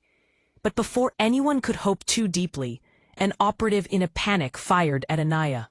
Time slowed to a cruel crawl as Braden lunged, but he was too far. He watched helplessly as the bullet struck her. She fell, vision dimming, and Warren, aghast at the chaos, shot the operative dead. Meanwhile, the FBI stormed in, agents flooding the facility, shouting for compliance. Braden was already at Anaiah's side, pressing his hands to her wound. "No, no, stay with me." "I need pressure here," David shouted, rushing over with a medical kit. Tears streamed down Dr. Chen's face as he helped David work frantically. Anaiah's eyes flickered open, locking onto Braden's face. Did we win?" "Yes, baby, we won. The cure is out there. You did it." His voice cracked under the weight of fear. "But you have to stay with me. You hear me?" "I'm sorry. I love you." Her voice was barely a whisper. "Don't you dare say goodbye, Anaiah." But her eyes fluttered closed, her breathing growing faint. Warren crumpled to his knees, horror washing over him. "What have I done?" Paramedics rushed in, taking over as Braden's heart raced. They worked with desperate efficiency, loading Anaiah onto a stretcher. "We need to move now. She's going into shock," an agent yelled. Braden's panic surged. "That's the woman I love on that stretcher. I'm going with her." The FBI agent stepped aside, recognizing the fire in Braden's eyes. As they rushed Anaiah away, each heartbeat echoed the fragility of life and love, and Braden knew he would fight for her, no matter the cost. In the dimly lit waiting room of the hospital, the clock ticked loudly, each second echoing the despair that hung in the air like a dense fog. Braden sat slumped in a chair, his clothes stained with Anaiah's blood, the crimson splotches stark against the sterile white fabric. His skin felt clammy, and the metallic scent of blood seemed to cling to him, a constant reminder of the horror that had unfolded. The surgery had dragged on for 8 long hours, a torturous stretch filled with the haunting echoes of desperation. The doctors had said the next 48 hours would be critical, and each minute that passed felt like an eternity, a countdown to an uncertain fate. Around him, Marcus and the rest of the team stood in solidarity, their presence a silent support amidst the chaos. Marcus, with his rugged features softened by worry, leaned closer to Braden. "She's tough, boss," he murmured, a hint of hope threading through his words. "She's a fighter." Braden shook his head, his heart heavy with guilt. "She took a bullet meant for me," he said, his voice barely a whisper, hollow and broken. She stepped out to talk to Warren, to show mercy, and someone shot her.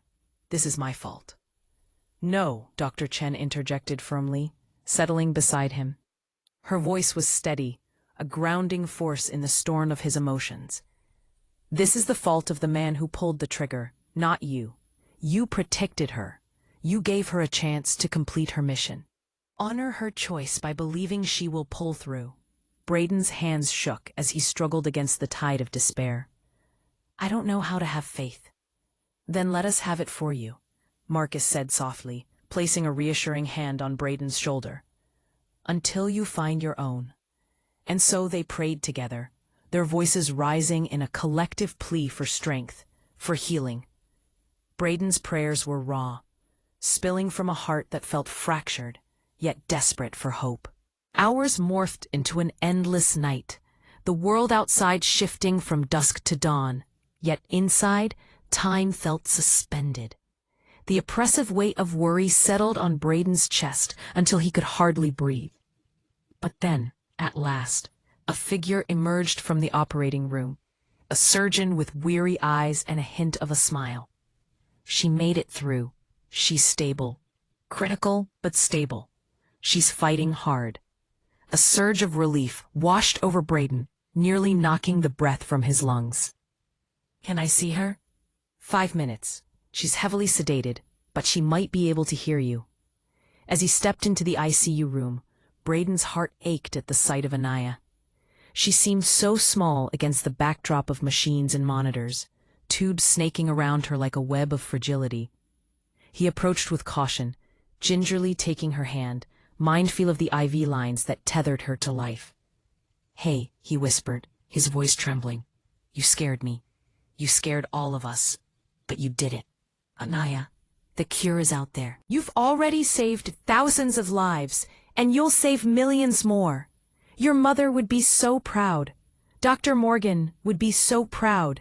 And his voice cracked, tears spilling down his cheeks. I am so in love with you, so you need to wake up. You hear me? We have a life to build together, dates to go on, a future to create. You don't get to leave me now. I just found you. I just found faith. I just found hope. You have to wake up. He pressed his forehead against her hand, the warmth of her skin, a reminder that she was still here, even if just barely. For the first time in 18 years, grief and fear coalesced into tears, raw and unfiltered. And somewhere within the darkness of her unconsciousness, Anaiah heard him, felt the weight of his love, and held on. 3 days later, the world shifted once more. Anaiah's eyes fluttered open, the blinding white light of the hospital room stabbing painfully at her senses. The first thing she saw was Braden, slumped in a chair beside her bed, his hand still cradling hers. He looked worn and weary, shadows beneath his eyes telling tales of sleepless nights. Braden, she rasped, her voice cracking like a fragile glass. His eyes shot open, filled with a sudden spark of life. Anaiah, you're awake. He pressed the call button with urgency, turning back to her with a look of unrestrained joy. How do you feel? Like I got shot. She managed a weak smile, her heart swelling at the sight of him. Did the cure? It's public, it's working. You did it, baby. You saved the world. Tears streamed down her cheeks, mingling with the relief that flooded her system. My mother, Dr. Morgan, their sacrifices meant something. They meant everything. And so do you. Anaiah, I thought I'd lost you. When you went down, His voice faltered, choked by the weight of unspoken fears. I'm here. I'm okay. You're incredible. And stubborn. And I love you so much. I love you too, she whispered, the warmth of their connection illuminating the sterile room. As the medical team rushed in, checking her vitals and asking questions, Braden never let go of her hand, his grip a lifeline through the chaos. Later, when they were alone once again, curiosity sparked in Anaiah's eyes. What happened to James? He's in custody, federal prison. He surrendered without a fight after you were shot. He's been asking to see you. But I told them absolutely not. Actually, Anaiah said slowly, determination glinting in her gaze, when I'm stronger, I think I'd like to see him. Braden stared at her in disbelief. Why would you want that? Because he's broken, Braden. And broken people need Jesus. Maybe I can point him toward redemption. Braden shook his head, a mix of awe and concern flooding through him. You're something else, you know that? You almost died because of him. And you still want to offer him grace. That's what grace is. Offering love to people who don't deserve it. Because none of us deserve it, but God gives it anyway. Braden felt a stirring in his heart, a flicker of understanding igniting within him. I'm starting to understand that. These past few days, sitting here praying for you, I felt something. Like God was actually listening, actually there. Anaiah's smile was radiant, a beacon of hope. He is there. He's always been there. I'm so glad you're finding your way to him. Braden's expression softened, his heart swelling with a newfound sense of purpose. I had a good teacher. 2 weeks before her wedding, Anaiah sat in the hard plastic chair of the federal prison visitation room, her heart pounding like a drum in the stillness. The sterile walls, painted in dull beige, felt suffocating, but she was determined to keep her promise. She had come to see James Warren, the man who had caused her family so much pain, and she owed it to herself to confront the past. Outside the glass window, Braden stood vigil, his strong frame a comforting presence, silently affirming her courage while giving her the space to breathe and speak her truth. As James entered, the heavy door clanked shut behind him, echoing in the quiet room. He looked different, aged and weary, but the madness that once clouded his eyes had been replaced by a profound sense of remorse. His face was lined, shadows deepening his features, but there was a softness that hadn't existed before. "Anaiah," he breathed, his voice barely above a whisper as he sat down across from her, his eyes glistening with unshed tears. "I didn't think you'd come." Anaiah swallowed hard, her throat tight. "I almost didn't, but I made a promise to myself to see people as Jesus does. He sees you as someone worth redeeming." James's expression crumpled as tears spilled over, his deep remorse palpable in the air between them. "I don't deserve your forgiveness. I killed your mother. I hunted you.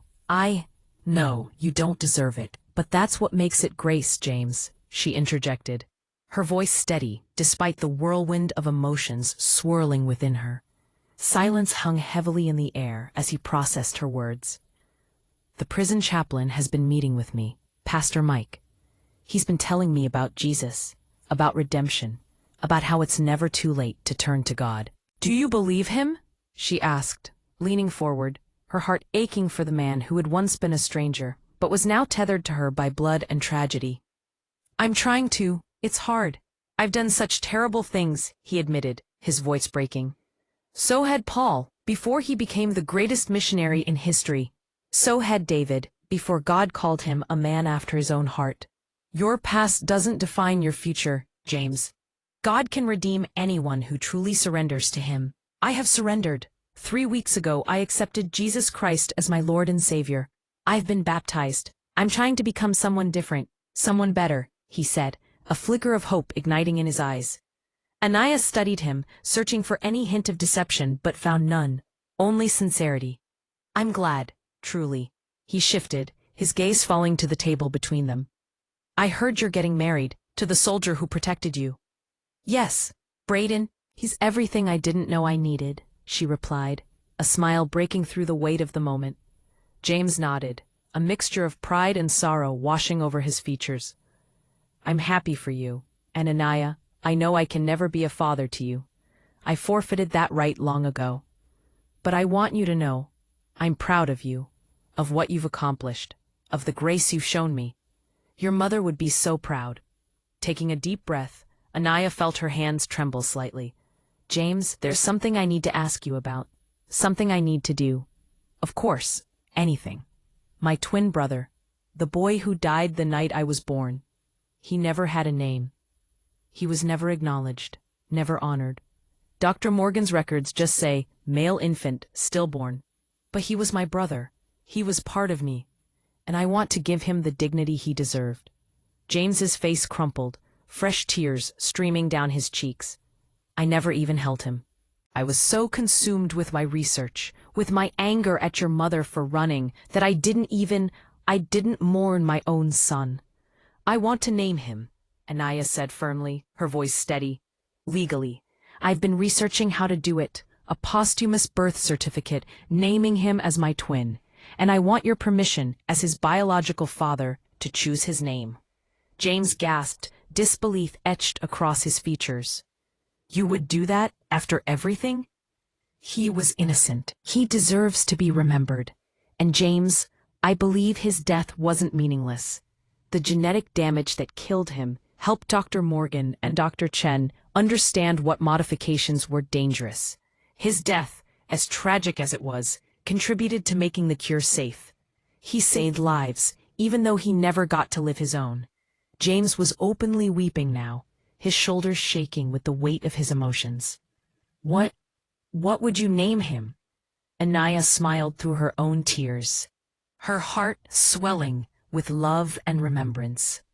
Elijah James Tyler. Elijah means the Lord is my God, a reminder that even in death, he belonged to the Lord. James, for you, the man you were and the man you're becoming. And Tyler, our mother's name, because she loved him even though she never got to hold him. James covered his face with his hands, overwhelmed by the beauty of her words. That's beautiful. Yes, please, give him that name. Let him be remembered.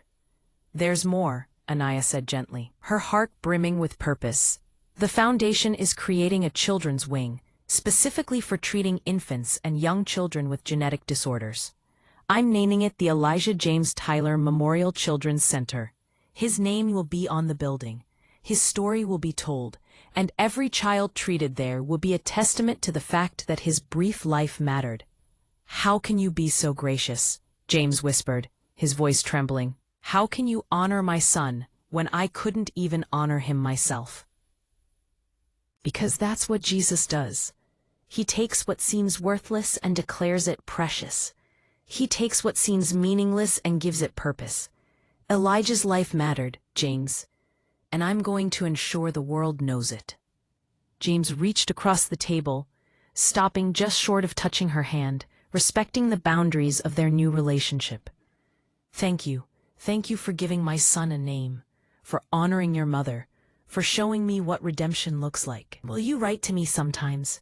Anaiah asked, her heart longing for a connection despite the painful history. Not often, just occasionally. Let me know how your faith is growing. Let me tell you about the children being healed in Elijah's name. I would be honored. And Anaiah, I'll pray for you, for your marriage, for your work, for your family. It's the least I can do. Prayer is never the least we can do. It's the most powerful thing we can do. As Anaiah left the prison, Braden was waiting, concern etched on his face. How did it go? He asked, pulling her into his arms, the warmth of his embrace washing over her. Better than I expected. Braden, I did something. I'm not sure if you'll approve, but it felt right. What? He pressed, his interest piqued. Anaiah explained everything. The name she chose for her brother, the children's center, the legacy she was giving to a life forgotten. Braden was quiet for a long moment, letting her words sink in before he said, That's one of the most compassionate things I've ever heard. Your brother may have died, but you're giving him a legacy. That's beautiful, Anaiah. You really think so? She asked, her eyes searching his. I really do. And I'm proud to be marrying a woman who sees value where others see loss, who gives dignity where others see tragedy. That's the heart of Jesus right there. Anaiah rested her head against his chest, feeling grounded and cherished. I want our children to know about Elijah. I want them to understand that every life has value, no matter how brief. That God has a purpose for everyone, even if we don't understand it. They will. We'll teach them together, he promised, kissing the top of her head. As they drove away from the prison, a profound sense of completion enveloped Anaiah, something she hadn't expected to feel. In her journey to offer grace to her father, she had honored her brother as well. And in doing both, she had taken a significant step toward healing the wounds of her past. In the heart of a quaint town, beneath an azure sky where wisps of clouds danced lazily, the small church stood like a beacon of hope and love. Its white walls gleamed in the soft glow of the evening light, and the air was imbued with the sweet fragrance of white flowers that adorned the pews, casting a serene atmosphere throughout the sacred space. Candlelight flickered, creating shadows that swayed gently along the walls, mirroring the anticipation that filled the air. Anaiah stood in front of the mirror, her fingers delicately brushing the fabric of her elegant dress, the long sleeves gracefully draped over her arms, hiding the scar that marked her chest, a silent testament of battles fought and survived. Today she would not let that scar define her. Instead, she would embrace the beauty of this moment. Her heart raced, a whirlpool of emotions swirling within as she thought of the journey that had led her here. Marcus, her steadfast friend, entered the room, his presence a comforting anchor amidst the storm of nerves. "Your mom and Dr. Morgan would be so proud," he whispered, a gentle smile playing on his lips as he took her arm, ready to escort her down the aisle. "I'm honored to stand in for them." "Thank you, Marcus, for everything," she replied, her voice thick with gratitude and the weight of memories. As they began their walk, the music swelled, a harmonious blend of strings and soft piano enveloping them. All eyes turned to Anaiah as she stepped into the light, and time seemed to freeze. At the altar stood Braden, clad in his dress military uniform, a striking figure with determination etched into his features. His gaze locked onto hers, and in that moment, the world outside faded away. When she reached him, he leaned in, his voice a hushed whisper. "You're beautiful." "So are you," she replied, her heart swelling with love. The ceremony was officiated by Pastor Mike, a man whose calm demeanor radiated warmth, reminding everyone present that love, like redemption, can blossom in the most unexpected places. Their vows, carefully crafted expressions of their souls, were a promise not just to each other, but to the legacy of those who had shaped their paths. Braden went first, his voice steady yet full of emotion.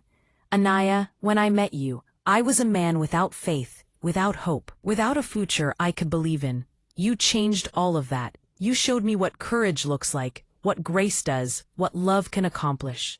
I promise to cherish you, to protect you, not by making decisions for you, but by standing beside you as you make your own." His words flowed like a river, each phrase revealing the depth of his commitment. Anaiah's response came, punctuated by joyful tears. "Braden, you came into my life at my darkest moment and brought light. You protected not just my body, but my heart. I promise to honor the legacy of those who sacrificed so we could be here. My mother, Dr. Morgan, and the God who orchestrated every step of our journey. I am yours, completely and forever." With a radiant smile, Pastor Mike declared, "By the power vested in me, I now pronounce you husband and wife. Braden, you may kiss your bride." As he leaned in, their lips met in a tender kiss, a promise sealed with reverence and passion, igniting the spark of a beautiful future. The reception erupted into joy, laughter cascading through the hall as friends and family celebrated. Music filled the air, and the dance floor became a tapestry of movement and joy. Marcus, ever the storyteller, regaled the guests with embarrassing tales of Braden, igniting waves of laughter. Dr. Chen spoke of Anaiah's incredible courage, while David shared how their love story had reignited his own faith. Yet it was Jake, usually so reserved, who captured the essence of the day in his heartfelt words. "I've known Boss for 7 years. I've seen him face down terrorists, survive impossible odds, and lead us through hell. But I've never seen him truly happy until he met Anaiah. She didn't just save his life, she gave him a reason to live. To both of you, may your love always point others to Jesus. May your marriage be a testimony to God's faithfulness, and may you have many, many years together." As the evening wore on, laughter mingled with tears, and love enveloped everyone present. In that small church, under the warm glow of candlelight, 2 souls found each other, united not just in marriage, but in a shared purpose that would echo through the years.